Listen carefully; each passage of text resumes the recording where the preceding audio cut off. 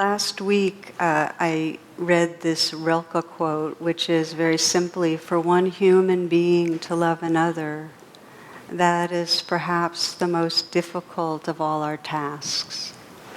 So some of you are here for that talk, and as I mentioned, I want to kind of keep on elaborating, because it's very humbling, I think, to most of us, how much we want to love well. You know, we have this sense that this matters, and how we know that our insecurities and the patterns that we play out and our preoccupations get in the way. So we kind of know that.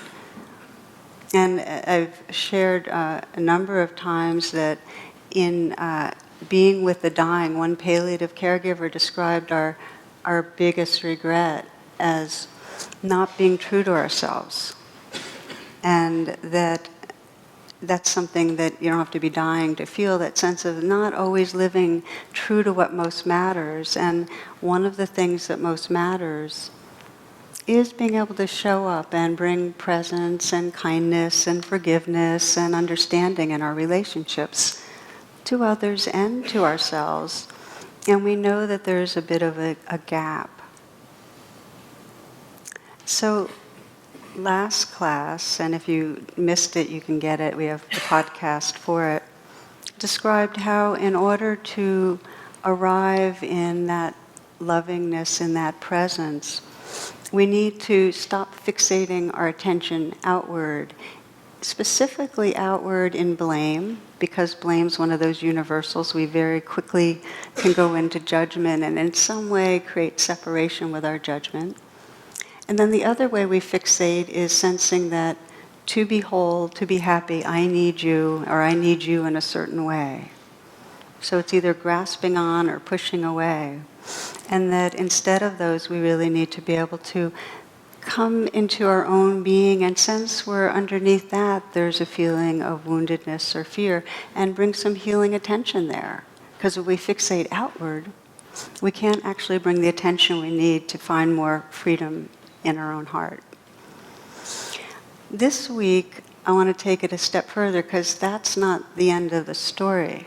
We need to not fixate outward, but we do need to learn how to shift our attention with each other and actually bring a deeper and clearer and wider attention to who is this being. We need to really sense who we're with. And we tend to be in enough of a trance that we really don't notice the other person in a close in and alive way. So that'll be the focus tonight, really. How do we be with each other? And I think of this in terms of making a shift from relating persona to persona, where we're in some way, I call it a spacesuit, where we're kind of in our egoic spacesuit, where we're defending and judging and controlling and in some way evaluating, caught in the sense of differences of power or difference in need or who wants more of a relationship. The spacesuit self. So shifting from that to what I call being to being, where it doesn't mean the ego's gone away. There's still a personality, but there's a remembrance of that spirit, that awareness, that heart that's shining through. And if we can be with each other and honor the differences and honor the naturalness of these egoic selves, but remember who's looking through the mask, who's really in there, then the dance becomes very fluid and creative and beautiful between us. So how do we make this shift? And I sometimes have the image in my mind of ice cubes, and that if you imagine ice cubes in water, and if they bump into each other, they've kind of got hard edges, and it's a kind of awkward ways of connecting. But if there's a bit of the light of awareness, the warmth of the sun shining on the water, and there's a little more warmth, the ice cubes start melting, and then there's there's a kind of remembrance, oh, we're both made of water, we're both made of the same thing, and there's a lot more of a commingling and a flow. Which goes to say that the more we're mindful, the more we're aware, we lose the edges that create distance. It's the image of also of waves, that we still have forms, but we're remembering our oceanness. We're remembering really our source. So it's not easy because we have really strong conditioning to have our buttons pushed and to very quickly recontract into the spacesuit, into the very solid ice cube-ness, whatever shape we've taken. It happens really quickly. So it's a good deal of training. One woman described this phenomenon of, in some way the possibility of sensing our belonging with each other, but how we contract. And she was describing how periodically she'll have a very intense connection with a man, and it'll feel like an infatuation, but it'll feel like she can really, there's a being to being. She can kind of sense a soulful connection. And this is what she writes. She says, what sometimes comes along with the infatuation is the desire to keep the connection on this level. I don't want complication. I don't hardly want to speak. I don't want to know them in that way, which is the egoic way. I just want the simple, uncomplicated connection. And so I keep it in this ethereal level.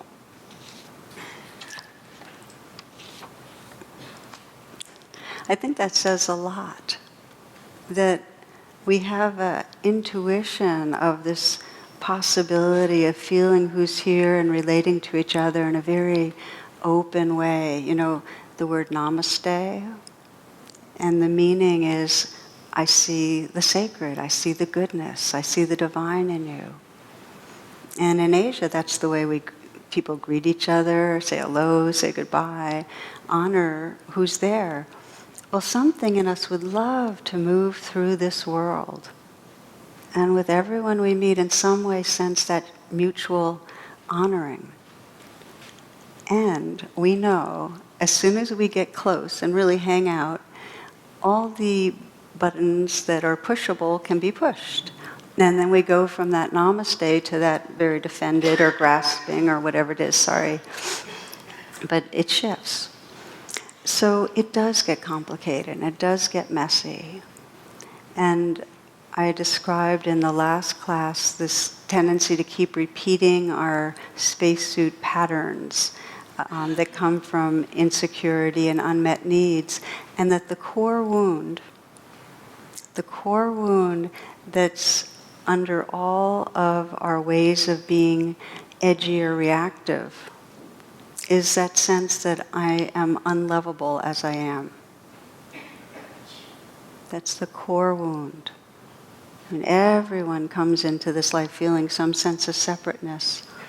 But depending on our upbringing and our culture and our genes and a lot of other factors, there's different degrees of this kind of core sense of, I'm really not okay. I'm not lovable as I am. And to the degree that's there, we get very identified with our spacesuit because it's not safe.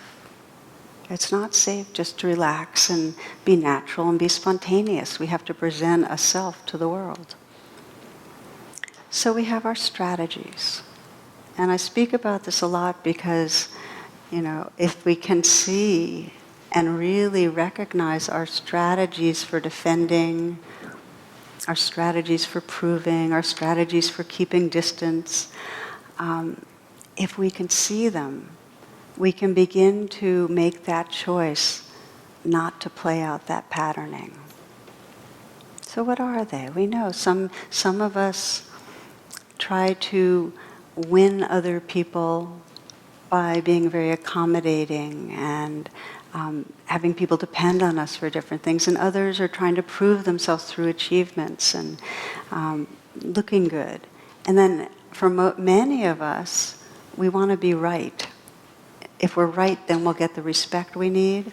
Have you noticed how we really like people that agree with us? And we really get ice cubey when they don't. Have you noticed that? I like this little girl was talking to her teacher about whales. The teacher said it was physically impossible for a whale to swallow a human because even though it was a very large mammal, its throat was very small. The little girl stated that Jonah was swallowed by a whale. Irritated, the teacher reiterated that a whale could not swallow a human. It was physically impossible. The little girl said, "When I get to heaven, I will ask Jonah." The teacher asked, "What if Jonah went to hell?" The little girl replied, "Then you ask him."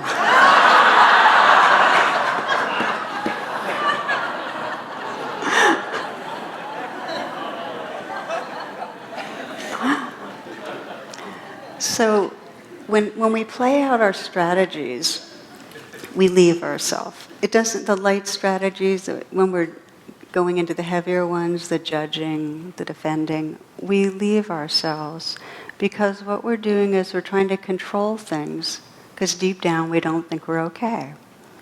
And when we're controlling, the other is an unreal other. The other becomes an object that we either want to distance from, or we want to pull into us, or they're not important, so we just want to avoid and neglect. Now, one description of this old man in Phoenix calls his son in New York and says, "I hate to ruin your day, but I have to tell you that your mother and I are divorcing. 45 years of misery is enough." "Pop, what are you talking about?" the son screams. "We can't stand the sight of each other any longer," the old man says. "We're sick and tired of each other, and I'm sick of talking about this. So you call up your sister in Chicago and tell her." Hangs up the phone. Calls Phoenix immediately and screams at the old man, "You're not getting divorced. Don't do a single thing until I get there. I'm calling my brother back, and we'll both be there tomorrow. Until then, don't do a thing. Do you hear me?" And she hangs up.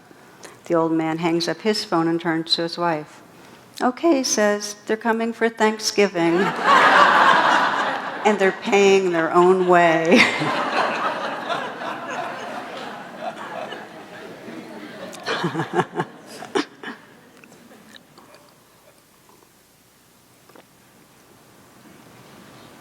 So again, with this core wound, which I think of, and the term from John Wellwood is the unlovable, that this sense of this core, not okay as I am, then we have to control things because it's dangerous. And the core wound is reinforced by a very narrowed culture that sets standards for how we're supposed to look and how we're supposed to behave and how successful we're supposed to be and what our bodies are supposed to be like. And even spirituality, you're supposed to act a certain way and look a certain... There's all these standards. And so we end up measuring ourselves and comparing ourselves all the time. There's a constant monitoring going on in our mind. How am I doing now? And it's based on a lot of different standards. And most of the time there's a gap between our idea of how we should be and how we are. And that creates ice cubeness, defensiveness. Now, this is much, much more difficult and painful in our culture if we happen to be a minority. If we happen to, be in some way not the class that's most respected, or the race, or if our sexual orientation or our gender expression is not in the what's considered normal or respected realm, the not okay as I am is profoundly exacerbated. So much so that if we're in the majority, we're usually blind to how deep the effect of the messages from the culture to lock in that sense of not okay. Read you something that touched me. "Am I gorgeous?" my child asked, drawing the word out like pulled taffy. "Yes," I say, "you are. The pink and teal dress is probably made of highly flammable material, some chemist's approximation of tulle and satin. Pudgy fingers decorated with pink polish trace the sequins on the bodice. I love this. A giant pair of bubblegum pink wings flap slowly. Little feet dance in sparkly red slippers. I'm just like a real princess. Yes, I say, you are. Thick blonde hair, blue eyes, rosy cheeks, flawless skin. This child is the American epitome of beauty. This child, my son. He's 4 years old and prefers to wear dresses. Maybe it's a phase, maybe not.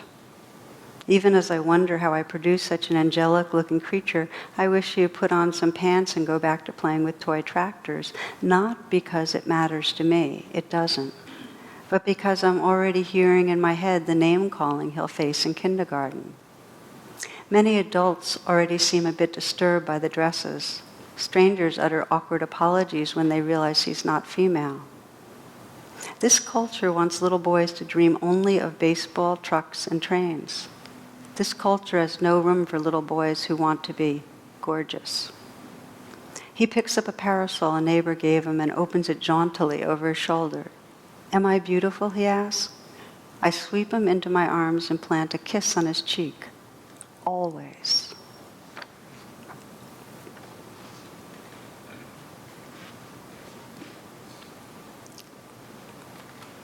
It's a powerful story for me because it's so much what I wish this culture would respond to, that openness and acceptance and honoring of the different expressions of our being, and it's so much not what is.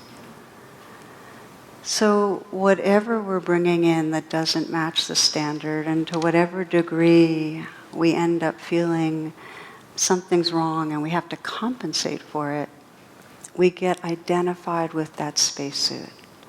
We lose sight of beingness. We lose sight of beingness. We're living in that person-to-person realm, identified with our insecurities and our unmet needs and our shame. So it's a trance. That's the word that helps me the most, that we're in a trance because our whole sense of who we are is around this persona that's not okay. And it might be that we're around a persona that's very grandiose and it's still a trance. Because whether we're inflated or deflated, we're disconnected from that awareness and tenderness and basic intelligence that's really spirit shining through. We're disconnected from beingness. So the forgetting takes a number of forms. And I'd like to go through the ways that we forget that beingness and then explore how we can reconnect. One way that we forget that's pretty universal is that most of us are rarely connected to a sense of basic goodness. There's rarely a sense of really being at home in the aliveness and awareness and heart that's here.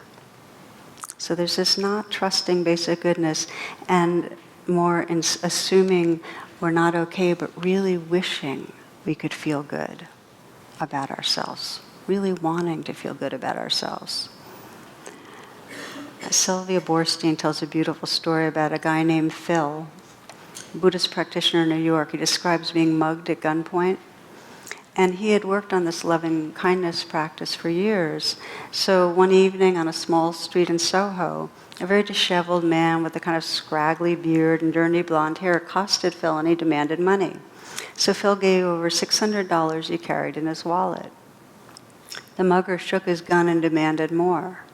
Stalling for time, Phil handed him his credit cards and the whole wallet. Looking dazed and high on some drug, the mugger said, "I'm going to shoot you." Phil responded, "No, wait, here's my watch.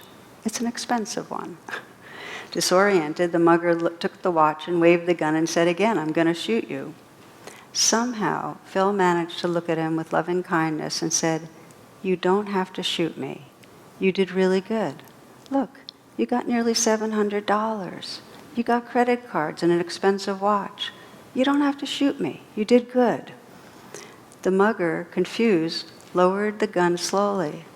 "I did good?" he half asked. "You did really good. Go and tell your friends you did good." Dazed, the mugger wandered off saying softly to himself, "I did good. I did good."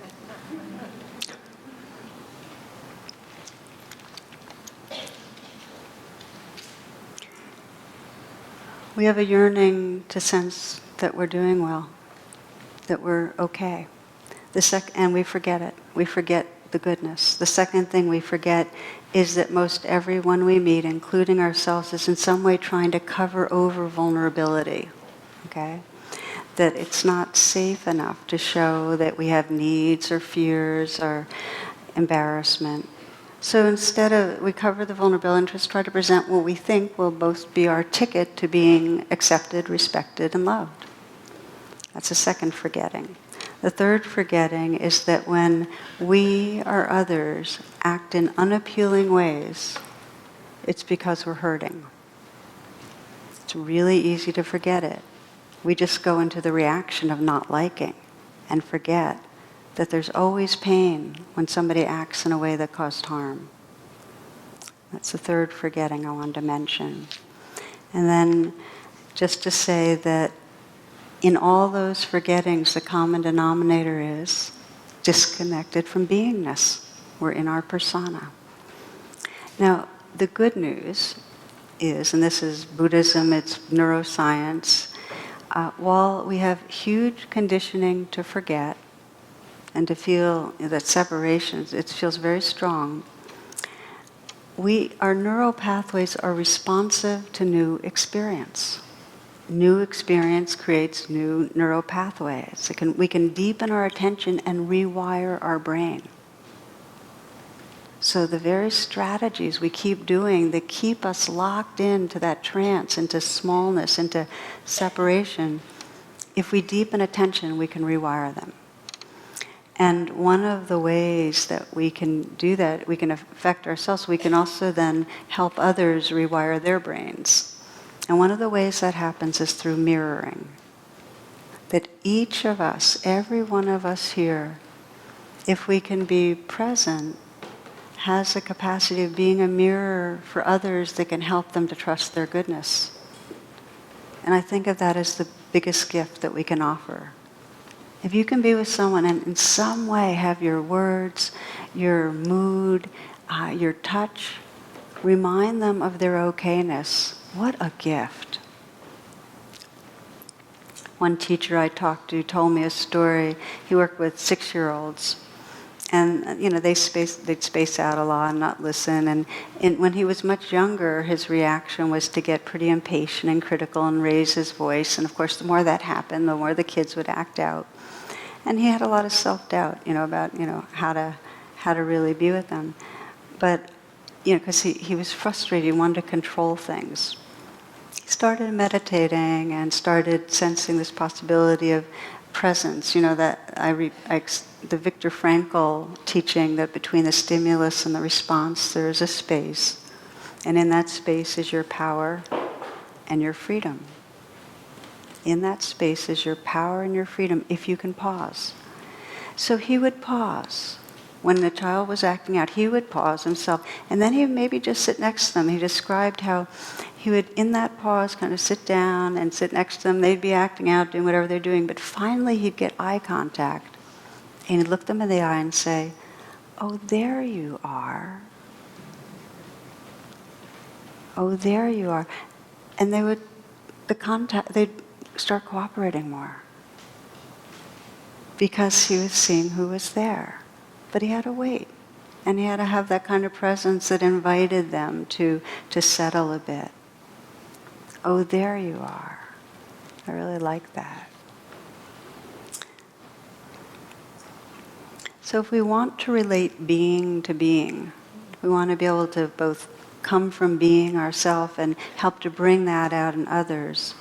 The ground levels, we have to connect with our own presence, which is really the practice we do here. We have to have some way of pausing, coming back into our bodies, coming into our hearts, knowing we're here, versus tumbling forward in our reactivity. So quickly, something goes on, the stimulus, and we're so quickly having our thoughts and saying out loud whatever our thoughts are and having those feelings and impulsively we don't pause. So the first step in moving away from the persona to persona, moving into this being to being flow. Having the ice cubes melt a little is to melt a little ourselves, to pause. I think of the Dalai Lama in terms of the way he moves through his interpersonal realm. He's renowned for this capacity to have others feel felt by him, feel seen, feel honored. And I was at a teacher's meeting with him probably about 10 years ago. And I had the good fortune of being close in at the meeting and then having some contact where we had a chance to kind of bow and so on. And what people said is true, that in those moments, he's really there. He pauses. The Dalai Lama pauses. It's very cool. And I've heard so many reports from Secret Service that trail him. He'd go to a hotel and he'd ask everybody that had in some way helped him, whether it was people in the kitchen or those that cleaned the rooms or whatever, and he'd thank everybody. You know, a real valuing of every being. So he sees being. I have a great picture once that I saw in one newspaper of him hugging Jesse Helms. It was it was just great. It was great. So here's a story about him, and this was in The Art of Happiness. He was being interviewed by a psychologist, and he was asked if he had any experiences of guilt or remorse. Now, that's an interesting question to ask the Dalai Lama. Here's his response. He says, many. And then he told of a time when an elderly monk had asked him about doing some yoga exercises that were designed for young people. And so the Dalai Lama recommended to him that he not do them because he was too old for them. And he found out that the man committed suicide so he could be reborn in a younger body. Then the question was, how did you get beyond the pain of those feelings? Long pause. Then he said, I didn't. It didn't go away. It's still there. I just don't allow it to drag me away or pull me down. It's still there, though. So this, to me, is a really important teaching, that his capacity for compassion comes out of a willingness to feel the vulnerability and not get rid of it. Does that make sense? Staying with vulnerability. It doesn't mean being identified and locking into this, I'm a terrible person, but it means opening to the realness of that pain. So our starting place is always intention. If each of us leaves just tonight with a little more intention to come into our own beingness and to have more understanding and love flower from that. That's the energy that is in the beginning. Pema Chodron says this. She says, we don't set out to save the world. We set out to wonder how other people are doing and to reflect on how our actions affect other people's hearts. And reflect on how our actions affect other people's hearts. Can you imagine a world where we pause enough to sense, well, how is my action really affecting you? Wow. So then there's some trainings that help us do this.